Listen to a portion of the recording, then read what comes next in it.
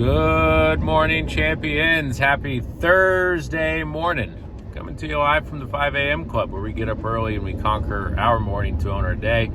Currently stuck behind a train. So it's perfect time to get my message out here. We're having a fantastic week. And if you haven't found that joker in the deck yet, today's reminder is that you just keep flipping those cards over. Activity. We've been hammering that point since Monday, and a lot of the people that are at the top of the AP leaderboard have an incredible amount of activity, but there are some people that have a lot of activity that are just waiting to get to that joker. So continue to stay motivated, continue to stay positive, and understand that if you are consistent, right? Like Grant says, long obedience in the same direction, then it will pay off. The system pretty much guarantees it. So continue to press in and push on that. Train's gone. And then a secondary little tip here, something that we talk about a lot, and this video kind of inspired me a little different way. A lot of you guys know Brad Lee. He's a very influential guy. A lot of people follow him on social media and stuff, but he is actually the founder of Lightspeed Virtual Training, which is the platform with which we built SLS University on.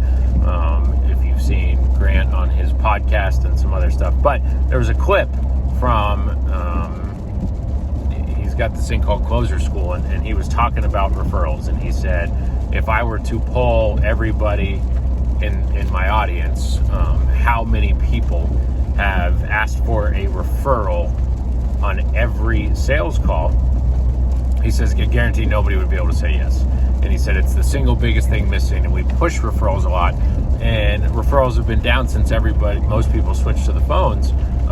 And so just a reminder, he was talking about being on the phone, and he said the most magical word you can use in a referral request process is, can you help me? He said there was a psychology study done, and they did some tests at an airport, and people that were waiting in line for security and stuff, if somebody walked up and just said, hey, do you mind if I cut in line, they'd say, yeah, I mind, you can't do it. But if somebody walked up and said, could you do me a huge favor, could you help me out, I'm running late, would you mind if I jumped in line, then almost 70% of the people said yes, as opposed to almost 0%. And so he said it's the same thing with referrals. If you say, like, hey, Ms. Jones, I really appreciate your time today and all that stuff. Could you do me a favor? Could you help me out here? We've got a referral contest, or, my company, grades us on our performance, and our performance grade is based off of, how many of our clients refer us to other people. Could you help me out there?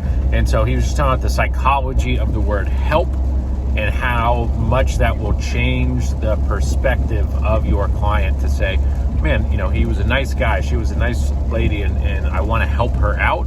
And they're much more inclined to give that referral. Now, however you are accustomed to asking for it, game show, script save referral, AD&D, or anything like that, continue to use all those same concepts, but just try implementing the word, can you help me?